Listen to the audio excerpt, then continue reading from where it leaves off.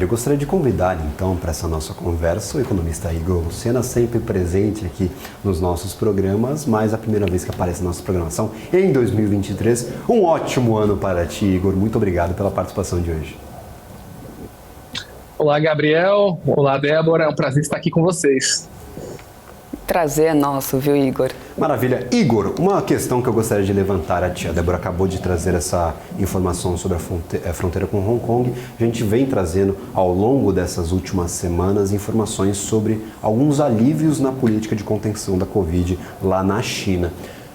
Por um lado, são notícias positivas, porque o mercado ainda sofria bastante com essas contenções, com os lockdowns, mas durante as últimas semanas foram aparecendo relatos do aumento no número de casos de Covid por toda a China, do descontrole, do destemperamento ali das autoridades de saúde, não conseguindo controlar esses casos de Covid depois da reabertura, dessa gradual reabertura. Não é uma reabertura total, apenas algumas medidas foram retiradas, mas já apareceram alguns reflexos negativos em relação à disseminação da Covid.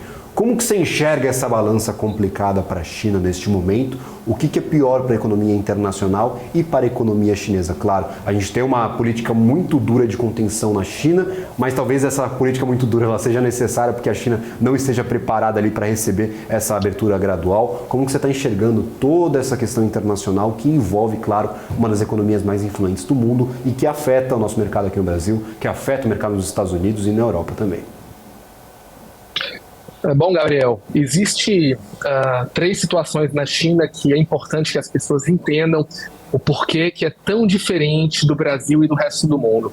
Primeiro, a dose de reforço, a terceira dose, que é fundamental para a proteção contra a Covid, ela foi bem colocada pelos especialistas, inclusive brasileiros, de que precisa ser aquela dose do mRNA aditivo, Ou seja, não pode ser o vírus desativado, que é basicamente o princípio de todas as vacinas chinesas. Ou seja, eles não utilizam as vacinas ocidentais e as que eles têm não são indicadas para dose de reforço.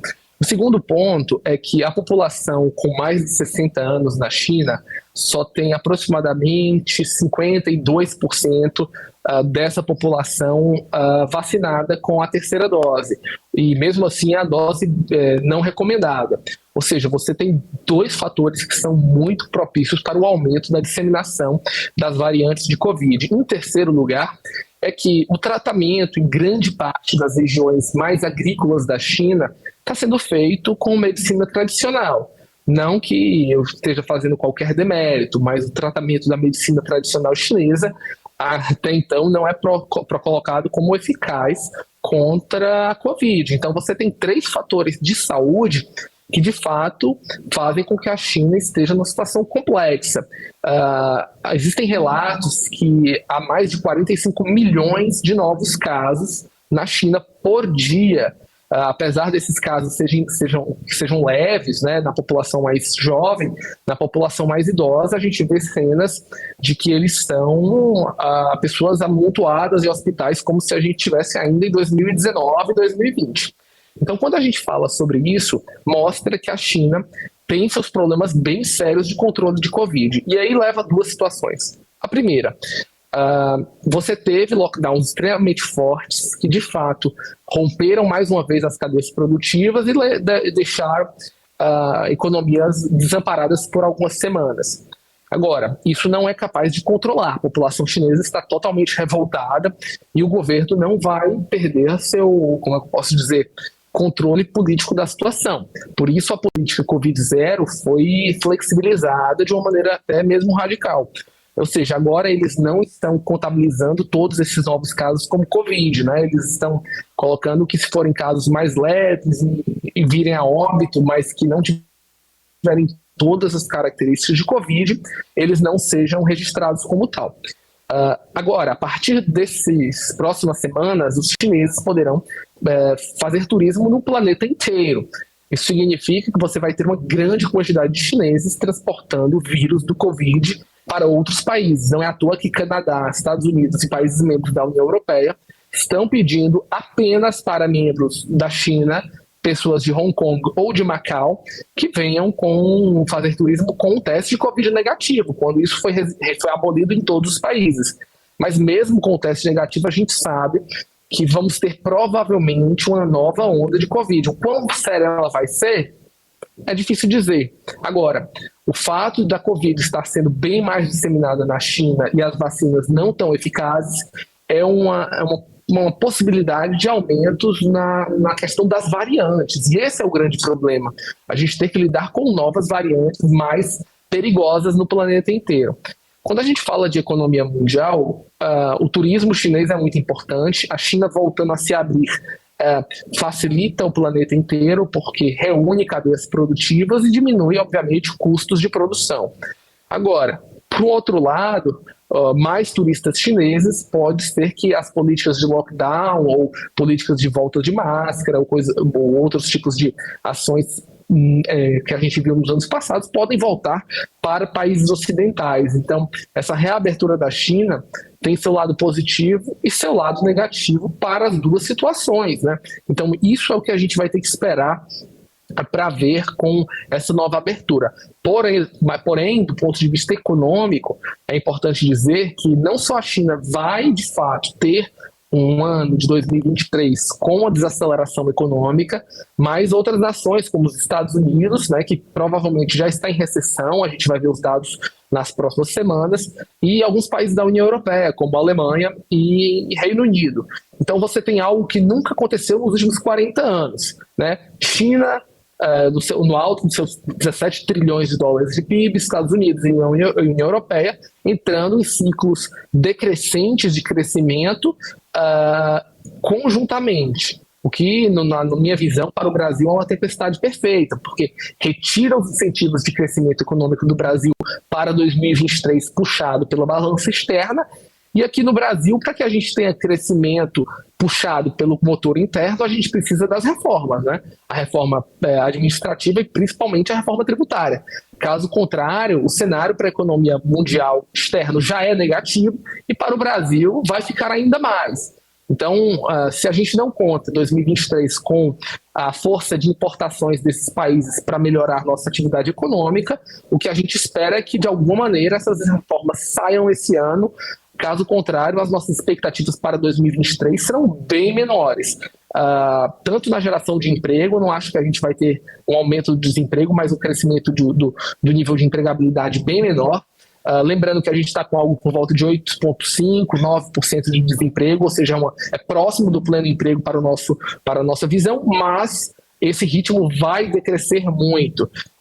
E a perspectiva ainda está em 0,5% para crescimento de 2023, algo que é bastante questionável se isso não vai diminuir ao longo do passar dos anos. Lembrando que a taxa de inflação no Brasil e no resto do mundo vai continuar alta em 2023, mesmo que tenha um decréscimo, vai ser muito marginal. Então, na minha visão, essa abertura da China ela é positiva por um lado, negativa do outro. Então, isso tudo porque a China está tendo uma situação muito mais difícil com o Covid do que qualquer outro país. E eles estão continuando a ter esses problemas, enquanto o resto do mundo ocidental já superou pela questão das vacinas ocidentais. Então, é uma questão bastante difícil esse ano de 2023. Igor, bom, você falou até um pouco, você citou um pouco nessa questão dos ADPs, dos dados dos ADPs, eu quero repercutir até um pouco mais sobre isso, vou chegar nessa questão, inclusive, sobre recessão, mas os dados não agradaram nem um pouco o mercado, né? E eu queria entender se a gente poderia fazer aqui uma análise um pouco mais detalhada sobre esses números. Qual setor, na tua opinião, tem ajudado a impulsionar essa geração de empregos lá nos Estados Unidos, né? Porque isso tem até pego ali o mercado de surpresa, né? Vindo muito acima ali das expectativas. Não poderia talvez isso ser um reflexo de contratações temporárias de final de ano? Ou isso seria até mesmo uma reposição de vagas dessas empresas, né? Porque se a gente olhar os números, o que tem realmente contratado mais são as micro e pequenas empresas por lá, médias empresas, grandes realmente estão demitindo. A Amazon está aí que vai demitir mais uma galera, né? Exatamente. Os Estados Unidos, ele tem um ponto, Débora, muito engraçado, que até um professor meu teve agora fazendo uma palestra na Flórida e perguntou para os alunos ter crescimento econômico com inflação, e as pessoas riram. E a gente disse, no Brasil isso é comum, né? No Brasil a gente está acostumado a ter esse tipo de movimento. Vem cá que a gente ensina, basicamente, né? Vem cá que a gente ensina. Então, o mundo inteiro está passando por um momento onde há algum crescimento baixo, mas há. E a inflação é algo que a gente teve basicamente durante 2 décadas no nosso país. Agora, o que eu assisti, eu estava lá recente, passei o final de ano nos Estados Unidos e vi que a grande parte das empresas que estão contratando são empresas nos setores de alimentos, setores agrários, setores voltados para o rural. Ou seja, alimentos, animais, todo esse setor primário da economia, né? Então, isso é um ponto fundamental. Agora, os Estados Unidos também está numa situação de pleno emprego, muito próxima do pleno emprego, porém, com o aumento de taxa de juros que a gente está sentindo do Fed, as demissões estão vindo, né? A própria Amazon já anunciou agora, acho que 18 ou 12 mil pessoas serão demitidas. Agora, as fintechs, né, as grandes big techs também estão demitindo, e por um motivo muito simples. Você tinha no passado um momento onde era muito fácil alocar recursos num mundo de taxa zero ou taxa negativa, e você preferia alocar recursos em empresas não lucrativas, porém que tinham uma base crescente de usuários. Agora, essas empresas não estão dando lucro, porque a taxa está muito alta, e você pode alocar seus títulos em renda fixa pública ou privada com rentabilidade real em dólar. Então, isso está fazendo com que essas empresas entendam a realidade da economia, a necessidade de geração de caixa, e a gente está vendo demissão. Então, o que eu acredito é que os Estados Unidos está realmente, de fato, entrando numa recessão. Isso é muito nítido. A inflação lá está muito grande, e isso é sentido nos americanos, que reclamam abertamente. É uma inflação que eles nunca tinham sentido nos últimos 30 anos, desde a década de 70, final da década de 70, 80. Então, o que esses números representam do ponto de vista negativo, a gente vai assistir pelos próximos meses. A economia americana, com essa taxa de juros, ela não consegue rodar em sua plenitude. E o Fed, por mais que possa ter taxas menores de crescimento, vai continuar aumentando por um motivo muito simples. A inflação é o grande vilão. Os bancos centrais vão trabalhar de toda maneira para derrubar a inflação, mesmo que isso signifique acabar com o crescimento econômico no curto prazo. Isso já foi muito bem colocado pelos europeus e pelos Estados Unidos agora. Então, o que a gente vai assistir vai ser uma sequência de dados negativos. E aí, para o investidor, eu também não acho que seja o fim do mundo. Quem estiver querendo entrar no mercado agora, você vê que essas ações dessas empresas Big Tech estão muito descontadas. Quando você faz uma análise sobre faturamento, resultado, e até mesmo resultados não esperados, os valores da ação ainda estão muito baratos. Então, eu não quero fazer aqui nenhum aconselhamento de investimento, não é o meu ponto, mas eu acho que existe uma abertura para quem está querendo entrar no mercado de ações, ver agora ativos no Brasil, principalmente, empresas estatais, no exterior, empresas de tecnologia extremamente baratas. E isso é um momento passageiro. Eu encaro esses dados negativos como uma questão um pouco cíclica, tá? A gente assistiu durante o período da pandemia uma real utilização do quantitative easing, ou seja, bancos centrais emitindo muita moeda, fazendo injeção de recursos do Tesouro dos países também. Então a gente viu uma combinação de políticas monetárias e fiscais.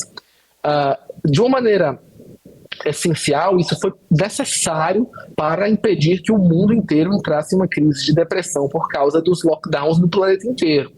Entretanto, o que esse movimento de alta inflação é uma consequência natural econômica da quantidade de recursos que foram alocados. E esse aumento de taxa de juros é uma grande correção macroeconômica para que a gente possa ter economias numa visão mais saudável. Seria muito fora do livro-texto a quantidade de recursos financeiros que foram alocados de políticas fiscais e monetárias no planeta inteiro e que isso não virasse inflação. Isso virou inflação. E agora a maneira que a gente tem vai ser, ortodoxamente, consertar essas tendências inflacionárias e para a economia voltar a ter um nível de crescimento aceitável. Agora, dois paradigmas. Taxas de inflação de 2% nos países desenvolvidos, não acho que isso vai ser uma realidade tão cedo. Acho que por volta de 4% vai ser uma coisa aceitável. E, paralelamente a isso, ações agora estão extremamente baratas. No momento, esses preços vão voltar a ser corrigidos quando a economia voltar. E claro, Débora, eu concordo com você, o efeito sazonal do Natal foi também importante nessas contratações. Eu acho que agora que esse efeito saiu, a gente vai ver um aumento de demissões. Lembrando que o Natal nos Estados Unidos foi o primeiro grande Natal depois dos períodos de lockdown, etc. Então você teve um aquecimento a mais da economia, né? As pessoas quiseram se voltar a de fato se reencontrar. Então isso também ajudou um pouco o comércio. Perfeito. Maravilha, Igor. E hoje nós tivemos esse pedido de cessar-fogo temporário do Putin em relação ao conflito na Ucrânia e sabemos que esse conflito tem gerado uma forte crise energética. Acredita que nós podemos ver um reflexo positivo nas commodities energéticas com esse cessar-fogo? Lembrando o cessar-fogo que não será admitido pela Ucrânia. A Ucrânia diz que só será aceito um cessar-fogo caso a Rússia regrida com seus avanços em território ucraniano, que aí parece que não vai acontecer. Então, como é que você recebe toda essa notícia? Hoje nós tivemos aí o petróleo, a gente não sabe dizer exatamente se é por conta disso, mas depois do anúncio acelerando um pouco mais os seus ganhos. Como que você enxerga toda essa questão delicada das commodities energéticas e essa relação ainda Rússia e Ucrânia que gera debates, gera ainda muita crise e gera ali um não aceite do pedido de cessar-fogo?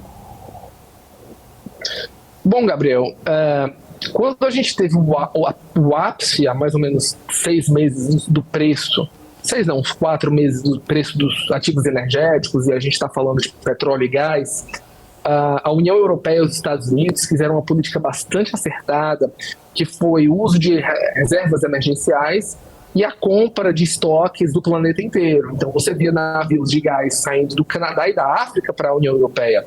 Os Estados Unidos utilizaram suas reservas estratégicas para contrabalancear o valor do barril do petróleo. E tudo isso deu certo. Se a gente olhar nos últimos 2 meses, o preço do gás diminuiu drasticamente para níveis próximos aos níveis pré-guerra. Agora, eu não acredito que esse cessar-fogo vai fazer tanta diferença no preço desses ativos agora, porque eles já tiveram uma queda muito grande. Por outro lado, o presidente Putin acabou de perder a região de Kherson, que foi uma das 4 regiões anexadas durante o período mais complexo da guerra. Isso significa que esse cessar-fogo para o presidente Putin é útil para reorganizar suas tropas. Então, dentro desse contexto como um todo, eu não acho que o presidente Zelensky vai aceitar essa situação. Eu acho que, na prática, ele vai avançar, já que ele está no momento onde a moral dos soldados está muito alta, onde ele está ganhando terreno e onde o presidente Putin está perdendo. Então, só há interesse geopolítico nesse cessar-fogo para o presidente Putin. Apesar da infraestrutura comprometida da Ucrânia por causa da questão do frio, então eles estão sofrendo com muito frio, e Kiev voltou a ser bombardeada, mas aparentemente os planos do presidente Zelensky é reconquistar todos os territórios. E com o apoio ratificado pelos norte-americanos em armas e valores financeiros, acredito que, pelo menos essa semana, as cartas da mesa estão com o presidente Zelensky. Mas eu não acredito que isso vai baratear ainda mais preços de energia ou encarecê-los. Eu acho que os estoques europeus e americanos mexeram bastante. Se a gente tiver alguma variação de valores por causa de um possível cessar-fogo, acredito que vai ser muito marginal. Perfeito. Ótimo, Igor, muito obrigada mesmo aí, né, por trazer essa visão aí pra gente, ampliar um pouco os horizontes, é muito importante. Obrigada pela tua participação. Contamos sempre com essa parceria aqui. Que bom que seja a primeira de muitas aí de 2023. Com certeza, muito obrigado, Débora, Gabriel, e até a próxima. Feliz 2023 para todos vocês. Para nós. Obrigada. Tchau, tchau. Valeu. A gente vai agora para um rápido intervalo, né, dona Débora?